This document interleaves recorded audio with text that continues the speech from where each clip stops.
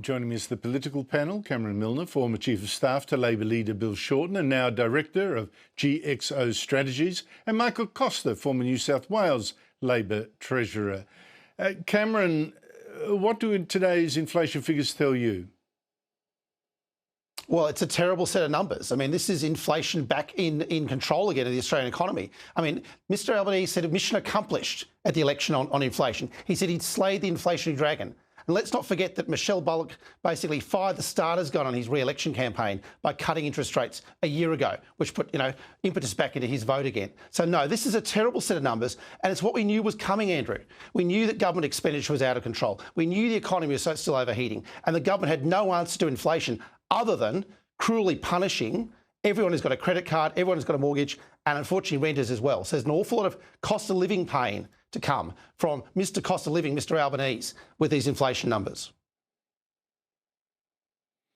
Well, Michael Costa, what do you make of all this? Because it seems to me that the government has failed and the Reserve Bank failed with it.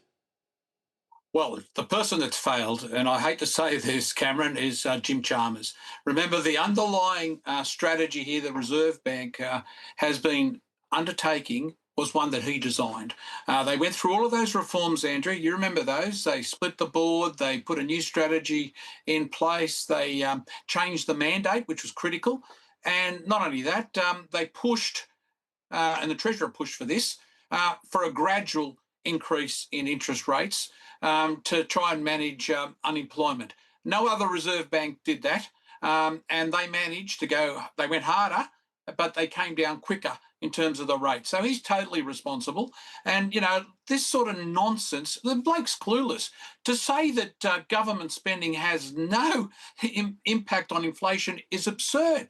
It feeds straight into the labour market that pushes up the pressure on wages and costs into input costs. And that's precisely the problem. And then when you add on top a super hyper immigration program, which they have done, you're putting more pressure into the system, and all of the spending you outline, Andrew's correct. The renewables, the waste in welfare spending, unmean tested welfare spending at that. The childcare payments, the HECS payments reduction, and the quantum computers. We can go. The list goes on and on.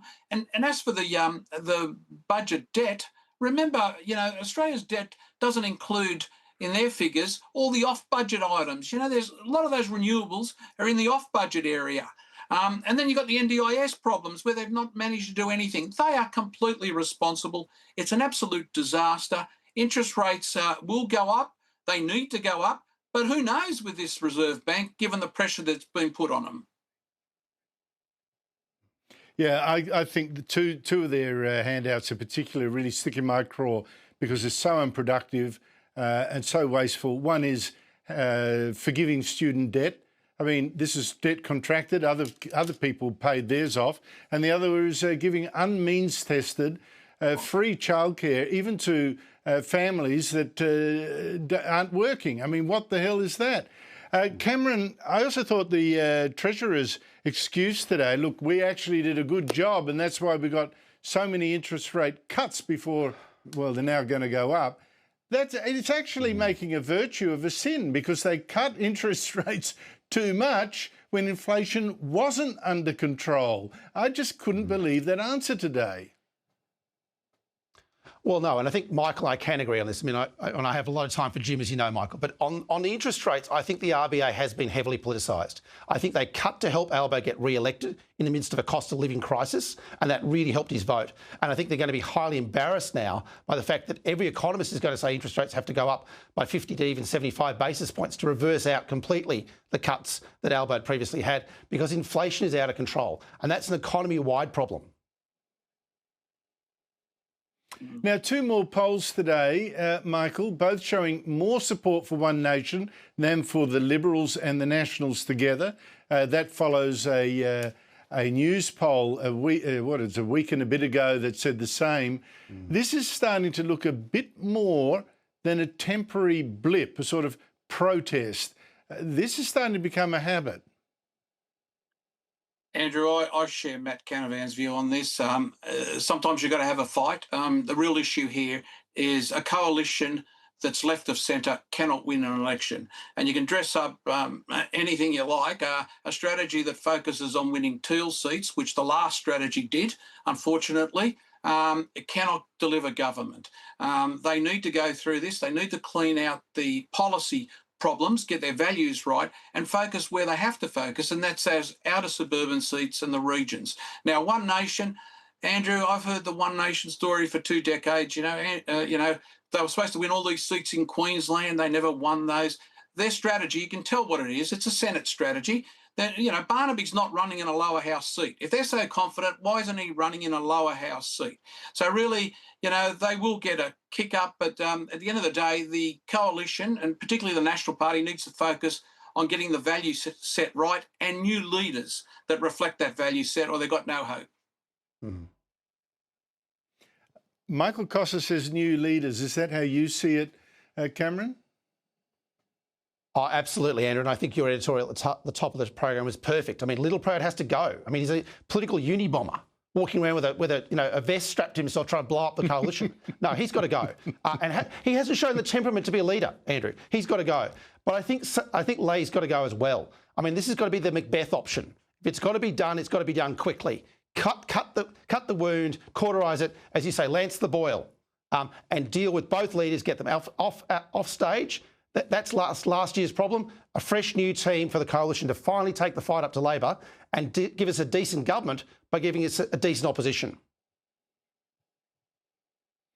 Michael Costa, what do you think needs to be done to save the opposition? Well, look, leaders have got to be changed, that's for sure. But if they're going to be changed around the existing set of values and policies, they're in trouble. Mate, I will repeat what I said last week.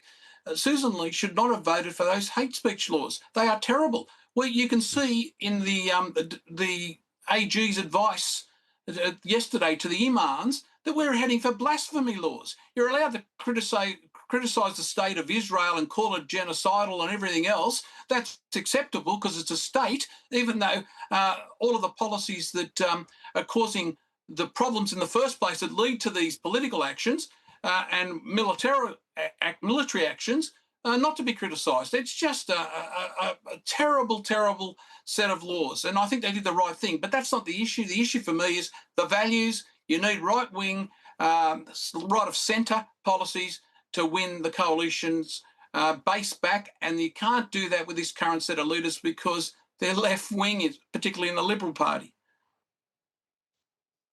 Well, I'd suggest that you can't do it with the current set of Liberal Party members, since it'd be like herding cats through a dog pound. There are some way on the left, some on the other side. I mean, Lee's had the hell of a task trying to keep that mob together, and I'd wonder if anyone can. That is the real issue.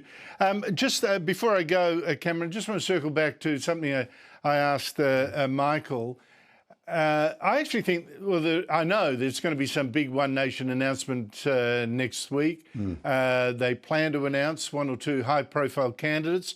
One, I'm told, with a very good finance background that had helped them, you know, boost their credibility there. I don't know who it is, so I'm just taking their word for it, or reporting their word.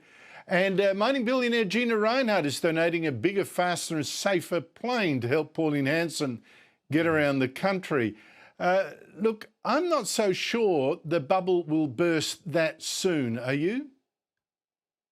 No, and I think you and I have discussed this. This is like the UK reform. I mean, Nigel Farage has taken a party from 5 members of parliament to being the leading and most popular party inside 18 months in the UK. And I think we're on track for this. And the really interesting thing was Sky News poll showed for the first time a major drop in the Labor primary. And that's what's happened in the UK. Reform took from the Conservatives and is now taken from Starmer's Labor.